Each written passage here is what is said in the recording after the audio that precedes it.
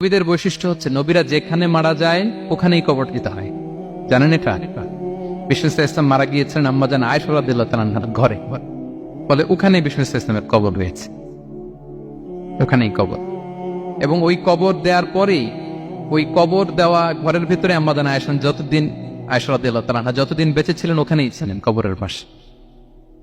এরপরে বাবা মারা গেলেন আবু বকর, বিষ্ণু ইসলামের পাশে কবর দেয়া হলো, বাবা আর স্বামীর পাশেই থাকলেন। এরপর ওমরে ফারুক মারা গেলেন, ওনারও কবর দেয়া হলো। কিন্তু এখন তো আর বাবা আর স্বামীর সাথে পর্দা নাই, ওমরে ফারুকের সাথে তো পর্দা আছে। তো তখন তিনি ঘরটা হয়ে গেছে ছোট, তিনটা কবরে অনেক জায়গা স্পেস নিয়ে গেছে। এখন অল্প একটু জায়গা পর্দা টাঙিয়ে দিলেন ওমরে ফারুকের সাথে পর্দা হিসেবে, ছোট্ট একটা জায়গায় যতদিন বেঁচে ছিলেন ওখানটাতেই ছিলেন।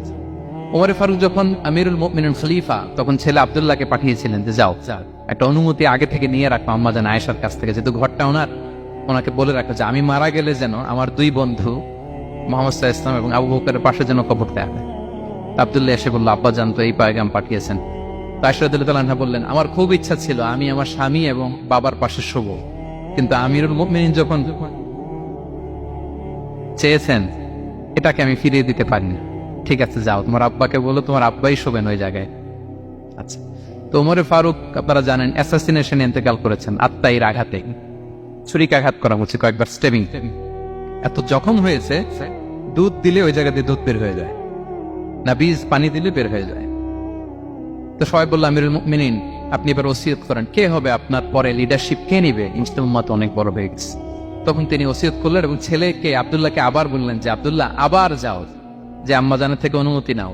বলতেছে অনুমতি না নিলাম আর অনেক আগে, উনি তো বলছে আপনি মারা গেলে ওখানেই শোবেন। বলতেছে না, তখন আমি আমিরুল মুমিনিন ছিলাম, এখন তো কিছুক্ষণ পরেই মারা যাবে, এমন হতে পারে আমার ভয়ে বা লজ্জায় তখন অনুমতি দিচ্ছে, এখন আর দিবেন, আবার যাও। আবার গেল, আয়েশা রাদিয়াল্লাহু তাআলা আনহা বললেন, না এখন আমি আগের কথার উপরে আছে, তোমার আব্বাই সেখানে শোক। সুবহানাল্লাহ।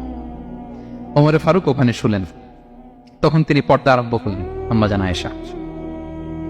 তাহলে রাসূল সাল্লাল্লাহু আলাইহি ওয়াসাল্লামের কবরটা হচ্ছে আম্মাজান আয়েশা রাদিয়াল্লাহু তাআলা আনহার ঘরের ভেতরেই। আপনারা মসজিদে নববী যারা ভিজিট করেছেন তারা জানেন যে আপনারা যখন কিবলামুখী হয়ে নামাজ পড়েন, বাম দিকে বিষ্ণু ইসলামের কবর, সেখানে রাসূল সাল্লাল্লাহু আলাইহি ওয়াসাল্লামের পাশে আবু বকর এবং ওমরে ফারুক রাদিয়াল্লাহু তাআলা আনহুমা শুয়ে আছেন। রাসূল সাল্লাল্লাহু আলাইহি ওয়াসাল্লামের কবর থেকে মিম্বার পর্যন্ত এই পুরো জায়গাটা রাউদাতুম মিন রিয়াদিল জান্নাহ, দুনিয়ার বুকে জান্নাতের একটা টুকরা। বিষ্ণু সাল্লাল্লাহু আলাইহি ওয়াসাল্লাম ইন্তেকালের আগে ওনাকে অপশন দেয়া হয়েছে, নবী আপনি চাইলে থেকে যেতে পারেন আজীবন, আর চাইলে আমার কাছে চলে আসতে পারেন, এই হ্যাভ অপশন। বিষ্ণু সাল্লাল্লাহু আলাইহি ওয়াসাল্লাম তার রবের সাথে সাক্ষাৎকে চুজ করেছেন এবং ইন্তেকালের আগে তিনি পড়েছিলেন, আল্লাহুম্মা গফিরলি ওয়ারহামনি ওয়ালহিকনি বির-রাফিকিল আ'লা, আল্লাহ আপনি আমাকে ক্ষমা করুন, আল্লাহ আপনি আমার প্রতি রহম করুন, আল্লাহ আমি আপনার সান্নিধ্যে যেতে চাই, পৃথিবীতে থাকতে চাই। সুবহানাল্লাহ। অপশন দেওয়া হয়েছে, আপনার অপশন দেওয়া হবে, হ্যাঁ চাইলে আজীবন থাকেন। আমরা অপশন পেলে তো বলতাম আল্লাহ যা হয়েছে এখানেই থাকতে চাই, কি বলেন? বিষ্ণু সাল্লাল্লাহু আলাইহি ওয়াসাল্লাম বলেছেন ইলা রাফিকিল আ'লা, হে আল্লাহ আমি আপনার সান্নিধ্যে যেতে চাই। বিষ্ণু সাল্লাল্লাহু আলাইহি ওয়াসাল্লাম ইন্তেকাল করলেন এবং উম্মার জন্য এটা সবচাইতে বড় ফিতনা এবং পরীক্ষা ছিল, এর চেয়ে বড় কষ্টদায়ক বিষয় ছিল না উম্মার জন্য বিষ্ণু সাল্লাল্লাহু আলাইহি ওয়াসাল্লামের ইন্তেকাল।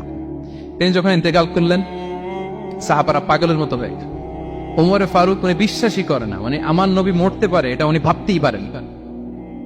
উনি নাঙ্গা তলোয়ার বের করে বলতে আরম্ভ করলেন, যে বলবে মুহাম্মদ মারা গিয়েছে আমি তার গর্দান উড়িয়ে ফেলব। পরিস্থিতি অত্যন্ত ভয়ঙ্কর। আবু বকর রাদিয়াল্লাহু তাআলা আনহু তিনি আয়াত তেলাওয়াত করলেন, ওমা মুহাম্মাদুন ইল্লা রাসূল ক্বাদ খালাত মিন ক্বাবলিহির রুসুল,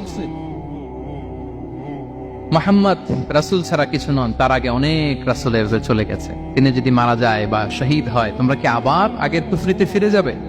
এই আয়াত যখন তেলাওয়াত করলেন ওমরে ফারুক হাঁটু গেড়ে বসলেন। তিনি বললেন, এই আয়াত তো আমি আগেও জানতাম, অনেক তেলাওয়াত করেছি, কিন্তু আমার মনে হলো এই মাত্র আয়াতটা নতুন করে শুনলাম, এই মাত্রই বোধহয় কোরআনের এই আয়াতটা নাজিল হয়েছে। সাকিফায়ে বনু সাঈদার মধ্যে সবাই বসে আবু বকর রাদিয়াল্লাহু তাআলা আনহুকে খলিফা হিসেবে নির্বাচিত করা হলো। বিষ্ণু সাল্লাল্লাহু আলাইহি ওয়াসাল্লামের ইন্তেকাল শেষ, গোসল দেয়া শেষ। আমরা যেমনি মারা গেলে আমাদের জামা খুলে অন্য একটা জামা পরিয়ে গোসল দেয়া হয়, বিষ্ণু সাল্লাল্লাহু আলাইহি ওয়াসাল্লামের ক্ষেত্রে এটা হয়নি, ওনার গায়ের জামা খোলা হয়নি, যে জামাটা ছিল ওই জামাটার উপরে গোসল দেয়া হয়েছে, ওনার ইউনিকনেস।